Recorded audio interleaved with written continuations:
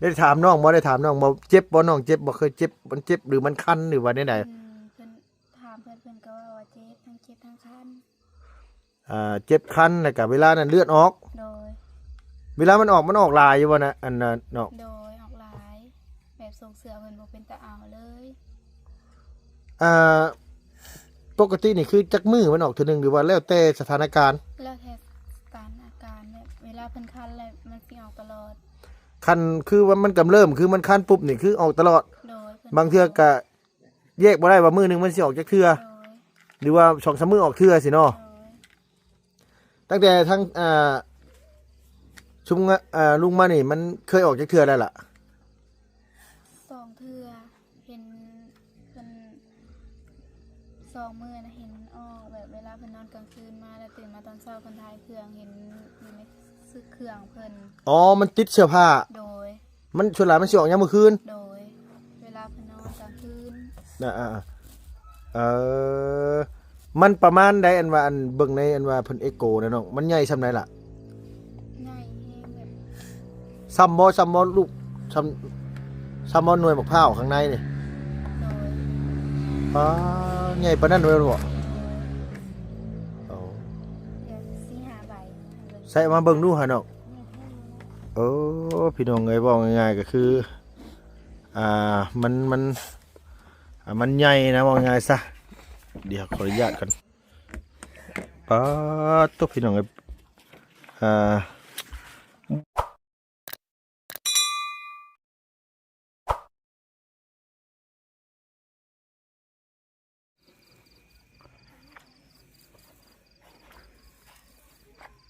อยู่เฮือนกับไผล่ะอยู่เฮือนกับหลานโอ้ยกินข้าวแรงแล้วบ่ยังบ่ทันได้กินซ้ำหลานยังบ่ทันได้หาหยังให้กินเนาะโอ้พอมาแต่นั้นจะได้กินโอ้โดยเอาพี่น้องเอ้ยพอดีว่ามื้อนี้ได้แวะเวียนมาเยี่ยมมายามทางน้องอ่อนพี่น้องเอ้ยแล้วก็ทั้งครอบครัวของน้องลอยพอดีว่าทั้งบ่าวตูนเพิ่นอันว่ามอบสิ่งของให้ทางน้องลอยอยู่ก็เลยแวะเข้ามาหาทางน้องอ่อนก่อนพี่น้องเอ้ยโดยพอดีว่าพากันออกมาแต่บ้านหน้าแพกเมื่อกี้นี่ก็เลยอันว่ามาบ้านนาคำใต้โอ้โดยสบายดีเด้อทางเด้อสบายดีเอ้าอยู่หันบ่ซันเฮยนั่นน่ะ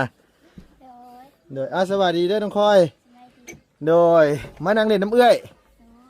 โอ้หาน้องซ่ากับบาลีมาได้หาน้องอย่างนะน้องซ่าโดยอ๋อหมู่น้องอันว่าอันขวัญบ่ล่ะแม่นบ่น้องซ่านี่เป็นหมู่เดียวกับน้องขวัญแน่เนาะโดยโอ้ยลุงซื้อนมเปรี้ยวมาฝากโดยเพิ่นเอาได้บ่ล่ะเอาได้บ่ลบขอบใจเด้อโดยโดยเพิ่นกินได้บ่นี่ได้อ๋อต้องได้อันนั้นแล้วก็ป้อนเพิ่นเฮ็ดแบบใดนะเฮ็ดแบบใดอันเฮ็ดให้อันลุงมึงลูกล่ะเอาสิได้สิมา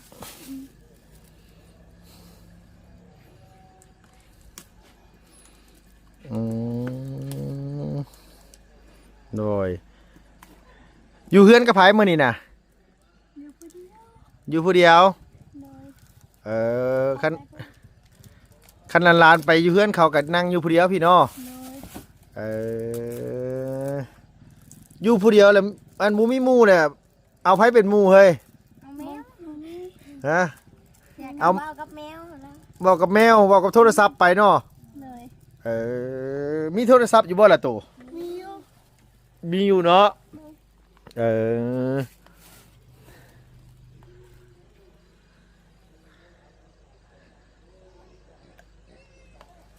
แซ่บอยู่บ่ล่ะนางแซ่บอยู่เนาะ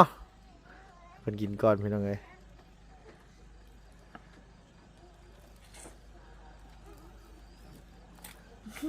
โอ้ต้องมีคนป้อนแบบนี้นะเฮ้ยเนาะแล้วก็บีบเลย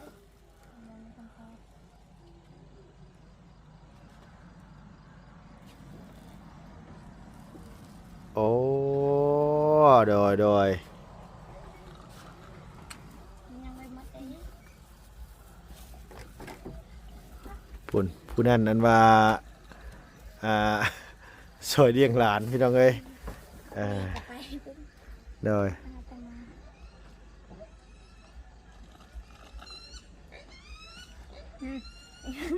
ยังเห็นตลอด พอแล้วโอ้คันสมมุติว่าเพิ่นอยู่ผู้เดียวนี่ให้เพิ่นกินเองนี่เพิ่นบีบบ่นาง โดย มันเฮ็ดเฮียเนาะ โดย โอ้โดยใส่เสื้อผ้าเสื้อแพร่ไผใส่ให้อ่อนมีแต่หลาน โดย อาศัยหลานเนาะล่ะเนาะพี่น้องเอ้ยมีแต่ลูกหลานเฮ็ดให้โดยอาบน้ำอาบในไผอาบให้ละอันอ่อน เอากะยางไปแล้วก็อาบเองอาบเองเขาแก้คืออะไรก็ โอ้คันว่าอาบน้ำอาบในนี่คืออาบเองเนาะน้องเนาะคือเฮากระเทิบไปเลยอาบเอง โดยแล้วก็ตักกระบวยอาบเอง อืมโดยโอเคละโอ้ สกนาน โดยเนาะโอ้ยคำมันว่าเป็นแสบเป็นสาวนี่งามได้พี่น้องเอ้ยน้องเพิ่นหน้าตายังคือเด็กน้อยซ้ำโดยฮู้อยู่ว่าตัวเองงามบ่ฮู้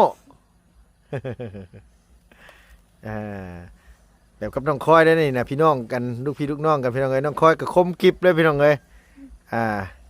น้องคอยกับปันผู้สาวอินเดียน้องคอยก็ได้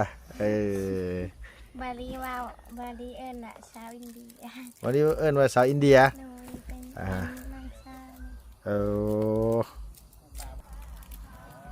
บาลีว่าสาวอินเดียเด้บาลีมาเลยหั่นพี่น้องเอ้ยเว้าถึงปุ๊บมาปั๊บเลยฮะ โดยเวลาหลานน้อยเกิดมาสิอยากอุ้มอยู่บ่เฮ้ย จะอุ้มโย อุ้มได้อยู่บ่ล่ะ โดยเป็น อุ้มบ่ได้ โดย อุ้มบ่เป็นเออ ชาวโย ได้แต่หยอก โดย โดยโอ้หอบอย่างเด้มาพุ่นน่ะ ข้าวสบายดี โดยสวัสดีเนาะโดยอ๋อทั้งประตูเพิ่นเอาของมาฝากโดยเอาย้ำมาพี่ในอยนะงั้นลุงสิขอจะถามมันเรื่องน้องอันว่าอีหล่ะโดยอันว่าไปหาหืดหาหมอแหละทางแพทย์ทางหมอเพิ่นว่าได้ล่ะอันนางลี เป็นวายยังบ่ฮู้ เพิ่นว่ายังบ่ฮู้ โดย เพิ่นเจาะเลือดไปตรวจอยู่บ่ โดย เจาะเลือดไปตรวจอยู่ โดย แต่ว่าแพทย์เพิ่นว่ายังบ่ฮู้ว่าน้องเป็นหยัง โดย และเพิ่นพอคร่าวๆบ่หรือว่าได้ล่ะ เป็นพ่อข้าวเป็นว่ามันประมาณเกี่ยวกับมะเร็งบ่ เกี่ยวกับเป็นมะเร็งเพิ่นอันเอ็กซเรย์เบิ่งอยู่บ่เอ็กโกเบิ่งบ่ล่ะ โดย อันโครงหางน้องเป็นแนวใดในลูก แบบมันจนเบี้ยว อีหยังเบี้ยว กระดูกเพิ่น กระดูกสันหลังนะ โดย มันดันไป โดย อันนี้มันเกิดจากกระดูกหรือเกิดจากสิ้นอันได้ถามเพิ่นบ่ อันที่แบบมันเป็นก้อนในทั้งหลังเพิ่นนะแบบอันไหน มันใหญ่ โดย มันดันเข้าไปทางในพร้อมแล้วดันออกมานอกน้ำ โดย ป๊าดโตมันบ่ได้แม่นมันดันออกมาแต่ทางนอกบ่ใช่ล่ะ บ่มันได้มันดันออกมาแต่มันแบบมันอยู่ในเลยแบบมันดันออกมา อ๋อมันอยู่ในเนี่ยมันดันออกมา โดย ฝั่งนั้นมันก็ดันเข้าไปทางกระดูก โดย กระดูกจนงอเห็นเนาะล่ะเนาะ โดยแบบมันเบี้ยวเลย อ่า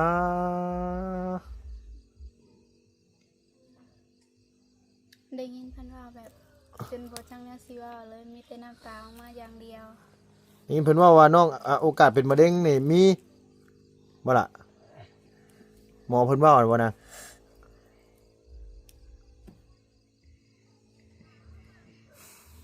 ได้ถามน้องบ่ได้ถามน้องบ่เจ็บบ่น้องเจ็บบ่เคยเจ็บมันเจ็บหรือมันคันหรือว่าได้ใด เพิ่นถามเพิ่นก็ว่าเจ็บทั้งคัน เจ็บคันแล้วก็เวลานั้นเลือดออก โดย เวลามันออกลายอยู่บ่นะอันนั้นเนาะ โดยออกหลายแบบส่งเสือเพิ่นบ่เป็นตาเอาเลย ปกตินี่คือจักมือมันออกเทื่อนึงหรือว่าแล้วแต่สถานการณ์ แล้วแท้สถานอาการแบบเวลาเพิ่นคันแล้วมันสิออกตลอด คันคือว่ามันกำเริบคือมันคันปุ๊บนี่คือออกตลอด โดยเพิ่น บางเทื่อก็แยกบ่ได้ว่ามื้อหนึงมันสิออกจักเทื่อ โดย หรือว่า2-3มื้อออกเทื่อสิเนาะ โดย ตั้งแต่ทั้งชุมลุงมานี่มันเคยออกจักเทื่อแล้วล่ะ สองเทื่อเห็นเพิ่นสองมื้อนะเห็นออกแบบเวลาเพิ่นนอนกลางคืนมาแล้วตื่นมาตอนเช้าเพิ่นทายเครื่องเห็นอยู่ในซึกเครื่องเพิ่น อ๋อมันติดเสื้อผ้า โดย มันส่วนหลายมันสิออกยามมื้อคืน โดย เวลาเพิ่นนอนกลางคืน เออมันประมาณใดอันว่าอันเบิ่งในอันว่าเพิ่นเอ็กโกนะน้องมันใหญ่ส่ำใดล่ะ ง่ายแฮงแบบ ซ้ำบ่ลูกซ้ำบ่หน่วยมะพร้าวข้างในนี่ โดย อ๋อใหญ่ปานนั้นเลยบ่โอ้ เดี๋ยวสิหาใบ ใส่มาเบิ่งดูหาน้องโอ้พี่น้องเอ้ยบอกง่ายๆก็คือมันใหญ่นะบอกง่ายซะเดี๋ยวขออนุญาตก่อนป๊าดตุ๊พี่น้องเอ้ยบอกกล้าจี้สิใกล้หลายเพราะว่าทั้งจี้เสด็จยันมันอันว่ามันอันนี้เพียงเนาะเพิ่นบ่ค่อยนี่ปานใดเนาะพิลึกลิลีมันดันออกมาเนาะโอ้ยบ่อยากเชื่อเลยเก็บไว้หลับไปบ่อยากเชื่อว่ากระดูกน้องจนเอี้ยวเนาะ โดย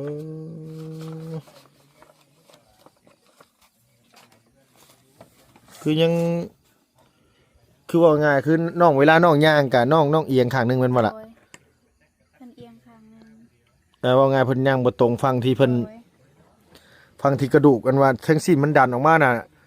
มันดันออกมาไปมันดันไปฝั่งซ้ายได้เนาะน้องเป็นฝั่งขวาบ่ โดย น้องเป็นฝั่งทั้งโตนี่ฝั่งขวาเนาะ โด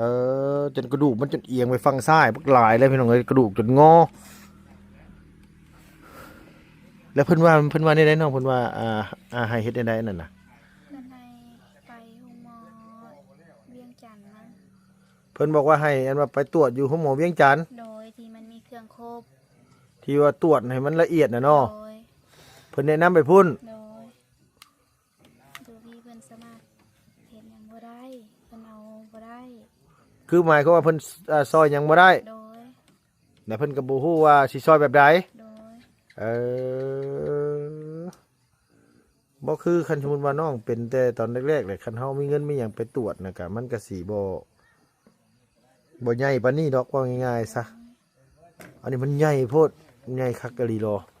ใหญ่แฮงพี่น้องเอ้ยแบบว่าจนกระดูกน้องอะจนงอน่ะเนาะ โดย น้อยกระดูกจนงอกระดูกจนคดว่าง่ายซะ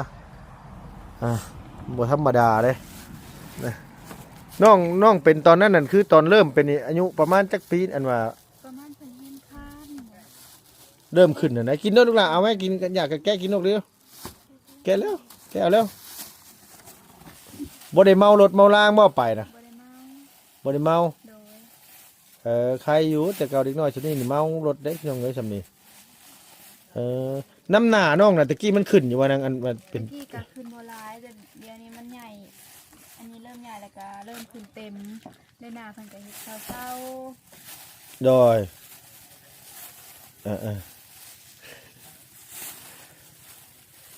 ได้หยังกันมาสู่แน่สาวกินมื้อนี้ ๆบ่เสียงปูปลาเผาให้ มาเตียงซื้อปลาเผาให้ โดย กินปลาเผาให้แล้วเนาะ โดย ครับพอตู้ฉันได้มาแต่หน้าซ้ำนี่ โดยเพิ่นหาแต่ออกกี้นี่เพิ่นมาแต่น้ำหลานแล้วก็ออกนะ อ๋อเพิ่นมาแต่น้ำชื่อเจ้าแหละมาแต่เพิ่นออกไปหน้า โดยเพิ่น ไปเบิ่งงัวเบิ่งไก่ โดย อ๋อโดยหน้าชื่อเจ้ากับอันหน้าน้องอันว่าอีหลาค่อยนี่ติดกันบ่ มองหน้าของโดย หน้าของหลานอยู่ทั้งพี่หน้าของอันว่าชื่อเจ้าอยู่ทั้งอันเฮือนน้องขวัญพี่บ่ โดยตัวไก่ อ๋อมันออกไปทั้งทงทั้งบ้านอันหน้าน้องอันว่าน้อยพุ่นบ่จักอันนี้ตรงหน้าทั้งหน้าน้องน้อยบ้านน้าแพกพุ่นบ่จักหน้าบ้านชื่อเจ้าติดกันอยู่กับบ้านน้าแพกหน้าเจ้า ที่จับมาของเขาคือเป็นเตี้ยคือสีเลี้ยงลูกเอาเป็นเตี้ยติดกัน โอ้โดย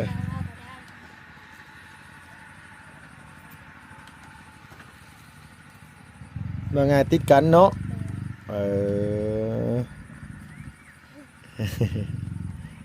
โอ้ยรถไผเด้โอ้รถบ่เพิ่งพี่น้องเอ้ยไปโทรมาหาอยู่เมื่อกี้นี่ เมื่อคืนนี่แหละเพิ่นมาบ่พอ เพิ่นมาบ่คันนี่ เมื่อคืนนี่เห็นเพิ่นจอดอยู่นะคะเห็นไต้ตาสีแวมนี่แหละ บ่แม่นนี่เราหาแต่ลงมาแต่เซโปนู่นล่ะ อ๋อ คนละคันกันตัวนี้นะ วัยรุ่นตัวนั้นนะเขาว่าจะอีกจะเอกค่ะ อ๋อบ่แม่นผู้บ่าวสิมาอันจีบน้องอ่อนมาจักอ่อนฮ่า โดยนี่นอนบ่มีได้เฮ็ดแชทหาผู้บ่าวสิมือบ่จักอันนี้บ่ฮะบ่มีบ่เว้าแท้นะให้เว้าแท้นะนี่น่ะคืออยากอายอันนี้โอ้จะว่ามีคนจีบอยู่บ่จักอ่อนบ่ มีไอ้ มีคำมาได้เด้อ คือกัน ฮะ เป็นเพียงกัน เอาโดยมันหมู่คุยกับมีหมู่คุยกับฮะเพิ่นก็เป็นเปี้ยคือกัน โดย อ๋อผู้บ่าวกับเพิ่นก็เป็นเปี้ยคือกัน โดยบ้านแพง อยู่วันนาแพรกแล้วก็เป็นเปี้ยคือกัน โดยซื้อโคเด้ อ๋อผู้บ่าวก็เป็นเปี้ยผู้สาวก็เป็นเปี้ย โดย แต่ก็เลยคุยกัน โดย เห็นอกเห็นใจกันเนาะ โดย อ๋อโดยคุยกันนี่คือผู้บ่าวก็ลงเพื่อนบ่ได้คือเจ้านี่มออ่อนนึกว่านี่ได เพิ่นก็ให้ เขาบอกไงเพิ่นเป็นเพิ่นใช้รถเข็นบ่นาง โดย อ๋อ คนที่เบาจันทร์ซอยเห็นได้ โอ้คนที่บอจันถ่ายคลิปนะบ่อ๋อบ่าวซื้อบ่าวอย่างนี้พี่น้องเอ้ยลุงก็ลืมเลยบ่าวหยังก่อนล่ะ โคโค บ่าวโค โดย คุยกันกับเจ้าเนาะ โดย เอนั่นแน่โดยยังดีจะมีคนคุยล่ะคุยรถบ่เป็นหยังดอกเฮาบ่ได้เฮ็ดเนี่ยเอาว่าเนี่ยมันเสียหายหยังเนาะโดยนี่ลูกล่ะเจ็บอยู่บ่เจ็บอยู่บ่แผลเจ้าเดี๋ยวนี้หมอเพิ่นเฮ็ดหยังเจ้าแน่บอกกับลุงหน่อยหมอเพิ่นเฮ็ดได้ไหนเต้ ตัง ฮะ โอ้เพิ่นจำบ่ได้ บ่ฮู้เพิ่นเจาะเลือดเจ้าหม่องไหนเพิ่นเจาะเลือดอยู่ไสเจาะเลือดอยู่หม่องไหน วันนี้นี่ นี่ เออ มันเป็นฉีดยาเจาะเลือด เออ เพิ่นทีเดียวว่าฉีดยา อ๋อเพิ่นคิดว่าทั้งหมอเพิ่นซักยา โดย ก็ได้อันว่านี่ใครอยู่เพิ่นบ่ย่านนะเพิ่นย่านอยู่ว่านะ เพิ่นก็บ่ย่าน เพิ่นก็บ่ย่าน โด เอย อ ใครแต่เพิ่นเป็นคนบ่ย่านเข็ม โดยเอาบัดที่นี่แหละทางอันทีมงานทั้งบ่อเตียงเพิ่นว่าได้บัดนี้อันเพิ่นสิดำเนินงานต่อแบบใดล่ะเพิ่นเอาสิแนวใดหั่นนะ เพิ่นก็ยังบ่ฮู้ เพิ่นก็ยังบ่ฮู้คือกัน โดยถ้าทางเบิ่งทางผู้ใหญ่ใจดีเพิ่น อ๋อถ้าพังเมืองเพิ่นยังจะดีเพิ่นอยากชดจากซอยแบบใด โดย เออว่าไงครับเพิ่นซอยนี่ได้ก็ดีเนาะนางเนาะ โดย เอว่าไงก็คือทางบ่อเตียงกับพาไปตรวจ เบื้องต้นก่อนพี่น้องเอ้ยแต่ว่าตรวจออกมาก็ผลตรวจก็บ่ค่อยโอเคปานใดเพราะว่าเพิ่นว่าโอกาสสิเป็นมะเร็งนี่หลายเนาะนางเนาะคือเพิ่นก็ยังบ่ฮู้แม่นบ่ว่ามันเป็นมะเร็ง เพิ่นยังบ่ฮู้ แต่ว่าเพิ่นย่านว่ามันเป็น โดย ถ้าเป็นเนื้องอกก็ซื้อก็โอเคพี่น้องเอ้ยแต่ย่านแต่มันเป็นมะเร็งหั่นแหละว่าไง ถ้าเป็นมะเร็งนี่มันกัดก้อนเนื้อกินมันก็ต้องเจ็บนะเฮ้ยแต่เก่านางมันต้องเจ็บแฮงมันต้องอยู่บ่ได้นะเฮ้ยดูว่าไหนๆพี่น้องเอ้ยนี่ก็บ่ฮู้คือกันลุงก็ได้นางเจ็บเจือลูกนางเจ็บเจือลูกร้อย ไอ้บางที โดย แม่นก็มี ฮะบางทีอาจสิบ่แม่นก็มี โดย คือเพิ่นเว้าไปสันนิษฐานเบื้องต้นนี่ซื่อ โดย โอ้ ยังบ่ฮู้เพิ่นก็ว่าไปคร่าวๆซื่อ ว่าไงเพิ่นเว้าพอคร่าวๆว่าโอกาสเป็นก็มี ๆ โอกาสสิบ่เป็นก็มีเนาะ โดย อ๋อก็เลยอันนี้เนาะโดยไปไสอ๋ออย่าไปสิโอ้ก็นึกว่าสิลุกหนีกันนะเพราะเรื่องผู้ว่าวก็นึกว่าอายนะเฮ้ยหมอนี่โดยคุยกันมาจักเดือนแล้ว 5 เดือนเลย คุยกันมา5 เดือนแล้ว โดย โทรหากันซุมื้อบ่ โดย โอ้โทรหา ข้าง ฮะ ข้างซ้ายค่ะ โอ้เอาอันนี้คือฮู้คอยเจ้าคือฮู้เจะมานอนอยู่พี่บ่ บ่ไกเห็นตลอด เอาเห็นตลอดพอมีผู้เว่าผู้ปากนั่นล่ะเนาะ โดย คันสมมุติว่าไปผู้เดียวสมมุติว่าเฮาอยู่ผู้เดียวเฮาก็โทรหาเพิ่น โดย โทรร่วมกันเพิ่นก็ยังเฮ็ดหยังบ่ได้คือกันบ่ล่ะเพิ่นก็ ติ อ๋อเพิ่นน่ะนึ่งข้าวนึ่งน้ำ โดย ช่วยเหลือตัวเองได้เบิดเพิ่นน่ะ โดย โอ้โดยเพิ่นก็สิไข่กว่าเจ้าเนาะ โดยเพิ่นจึงเคยมาหาเพื่อนหนึ่งเลย เพิ่นเคยมาหาเจ้าอยู่พี่เทื่อนึง โดยมากับเพื่อน อ๋อเพิ่นอายุจักปีล่ะ บอกสาวสามมา เอาชาวสาม โดย เอาเจ้าชาวสี่ โดย เจ้าเป็นเอื้อยเพิ่นปีหนึง สุดยอด สุดยอด เอาคนเฮามันคุยกันน่ะเพิ่นคือเอื้อยเพิ่นพามาบ่ล่ะ โดย เอื้อยเพิ่นเข็นรถมา สนุกจัก รถจักรมา โดย มาเล่นน้ำกันนี่เนาะ โดย โอ้โดยว่าไงเพิ่นก็เคยมาแล้วแต่ว่ามานั่งเด่นอยู่นี้คือเพิ่นฮู้ว่าเจ้าช่วยเหลือตัวเองบ่ได้นี่ ฮู้ ฮู้เบิดเนาะ โดย โอ้โดยเอาพี่น้องเอ้ยมันมีหมู่ปากหมู่เว้าก็ดีแล้วล่ะลูกล่ะใครก็บ่มีผู้ปากหมู่เว้าได้เฮ้ยนั่งอยู่ผู้เดียวแต่ละมื้อรถลูกหลานไปให้ไปหน้าบ่รถบ่มีหมู่เป้าหมู่ปากคิดไปคิดมาให้เศร้าอยากทำลายตัวเองก็บ่แม่นแนวเลยเฮ้ยว่าเนาะเอาพี่น้องเอ้ยมาถามมันว่าอาการของอีหล่าอันว่าลี่พี่น้องมื้อนี้ก็ฮู้พอคร่าวๆว่าซั่นว่าบ่ป้องเอาหยังมาล่ะมามอบให้ในลูกมีหยังมาป้องมาตูนมามอบให้อ๋อนมกับข้าวโอ้ยเพื่อกินเบิดนี่ซ้ำสิกินผู้น้อยๆน่ะบัดนี้ถุงหนึงได้จักเดือนน่ะนมได้เดือนหนึงข้าวสิแรกเด้อค่ะ 2 กล่องได้ทีหนึง 2 กล่องได้อาทิตย์หนึง โดย เอาก็กินได้เอาจักกล่องมันซื้อมาให้หลายกล่องเติบอยู่เนาะ ซื้อมา4 กล่อง ก็ประมาณ2 เดือน โดย หมายความว่ากินข้าวเก่งเถิบลูกกูโตกะ โดยเก่งแล้ว เอ็มกินแล้วนมได้นมเพิ่นกินเก่งอยู่บ่นม จะมา ตู่ผู้ตู่มาแต่หน้าแหละพี่น้องเอ้ยเนาะคนผู้เดียวพี่น้องเล่นหน้าเล่นหลังอยู่มาแต่ห้องหมอเลยก็เล่นออกไปให้ไปหน้าอีกเนาะเศร้าแงบๆอยู่ผู้ตู่ก็ได้โดยสบายดีเด้อพ่อเด้อโดยสบายดีโดยมาแต่อันว่าห้องหมอเลยก็เล่นไป โอ้ยแล้วดอกมันคือไก่สบายดีลูก โดยไปเกลือไก่อยู่นะ แม่นแล้วผูกงัวผูกนั่นแหละบ่มีผูกออก โดยคือพ่อไปสิก็คืองัวนี่ก็ไผจะไปปล่อยนั่นน่ะ คอยออกปล่อยแต่เช้าผู้เล็กมาเช้าออกไปปล่อยแต่เช้า โอ้ออกไปปล่อยแต่เช้าออกไปอันว่าปล่อยไก่ปล่อยกาแต่เช้านี้ โดย แล้วก็เข้ามาอีก เข้ามาอีก บ่มีรถจักรบ่จะบ่ได้ขี่ไป ว่าขอบ่หานขึ้นบ้านบ่เป็นติ มีอยู่รถน่ะรถลูกชายเนาะ ลูกเลย มีอยู่แต่ว่าหันบ่กล้าขี่ บ่กล้า แย่งเอา น้ำเขาก็คันไว้คนขึ้นเทอเดียวเด้เขาจอดเอาคนก็บ่ขี่ขอย่าน เอ เขาช่วยตัวเองนั่นใช่ไหม โดย ย่างเอาดีกว่า ไกลบ่นาน่ะ ไก่ได้1,000 กิโลพุ่นเลยพอดีรักว่า รักกลัวเนาะว่าไงกับพันปลายเม็ด นั่นแหละ ไกลเติบเนาะพ่อเนาะ โอ้เติบแล้ว มิ่งไปพุ่นเด้อเนาะ ว้าวอย่าพูดแล้วอย่าว่าภาคพูดแล้วประมาณภาคชวนอ้อยตัวนั้นพูดแล้ว โอ้ โดย โดยบ้านพูดแล้ว โดยเอาโดยมาก็ดีเลยล่ะเป็นที่ไหนได้ข่าวว่าหลานเป็นที่ไหนแน่ จักแนวพ่อกับอันตู้ ดูตนชาติเนาะพ่อเนาะ คือจะมาพ่อจะมาจักแนวตาจนคุนั่นแหละลูกถามลูกว่าลูกค่าเนี่ยว่าบ่รู้ก็จัก โดย คือจะความชั่วตัวเองปล่อยให้พญาติแกจนว่าถึงมาปัจจุบันนี่ บอกง่ายว่าคันเป็นแต่แรกๆก็สิบ่ปานนี้ แต่ว่าคือแต่มาคำเมนนั้นแต่หันมานี่ตะกี้หันเฮ้ยก็แต่ยังน้อยเนาะ โดย ว่าโอ้ยว่าคนเก่าหันมาเกิดแล้วบางปอกบางเทียนก็ว่าพกมากีเพื่อนเว่าแบบเว่าหยอก โดยมันมากระตบนั่นนี่บัดอยู่มาใหญ่มาแก่ขึ้นมาเบิ่งจะเกตบางลูกบางเก่า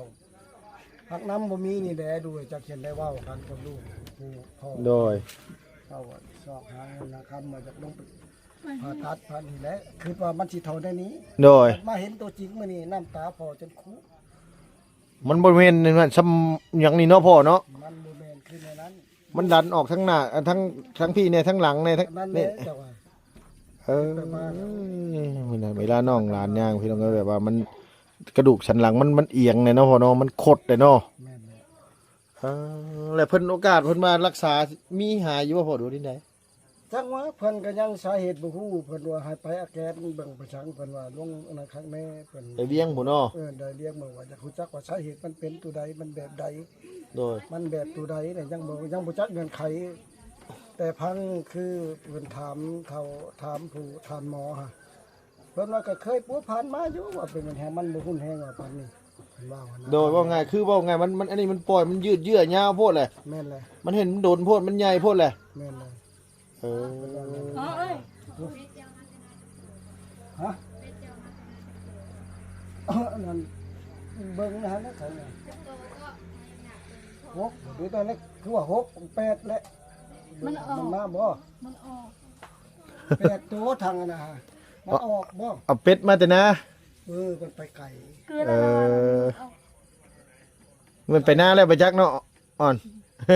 เจ้าวินกับหน้าแล้วไปจักเคย มันไปดีแล้วเอาเข้ามาอย่าเสียแบบนี้นะเองไปมาครับ โดยโดยเห็นแล้วก็เศร้าใจที่พ่อเห็นอันผลตรวจลูกหลานนะกันเนาะ เห็นบ่จักแน่ เออโดยเอา คือเครียดเองก็พนันเดี๋ยว โดยเกียรติตรงที่เขาอันพาลูกหลานไปซ่านี่บ่ นั่นแหละจังว่า มึงเนี่ย คิดไปมาว่ามันสิได้ผลทุกท้ายมาแต่คือแบบนี้โดยนี่แต่ว่าเขากลับมา แต่ได้ว้าวผู้เดียวโอ้ยวัฒนาผู้ดีโคชนี่บ่ โดย ไปมา เมื่อปะกันด้วยเสด็จออนเด้อโดยหากับข้าวกับน้ำกินข้าวกินน้ำก่อนสันอันทั้งบ่เตียงเพิ่นซื้อได้กินมาฝากอยู่เพิ่นว่าลุงเอามื้อนี้มาฝากถ้าพอแล้วมาแต่หน้านะพ่อเนาะโดยโอเคได้อเฉพาะเด้อสู้ๆหั่นแหล้วที่ไหนเจ้าสบายดีเจ้าโดยจักหน่อยบ่รีเพิ่นสิขึ้นมาพี่น้องเอ้ย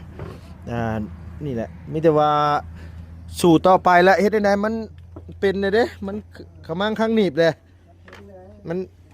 อันนี้เลยเนาะจักสิว่าได้ใดคันว่าไปแต่ยังน้อยก็คือสิแก้สิปลดไว้อยู่ดอกพี่น้องเอ้ยแต่ว่านี่มันใช้เวลาหลายฟ้าหลายปีมาเลยมันลดจักสิปลดสินี่แนวใดเพิ่นแก้ให้แบบใดรักษาแบบใดเนาะพี่น้องนี่ได้ขอบคุณในหลายพี่น้องอยู่ดีมีแห้งอย่าเจ็บอย่าจนน้ำรวยสุขภาพพันไม้แข็งแรงเนาะพี่น้องอายุหมันขวัญยืนเด้อพี่น้องเด้ออย่าเจ็บอย่าจนสุขภาพแข็งแรงร่ำรวยเนาะพี่น้องไปแล้วพี่น้องบ๊ายบาย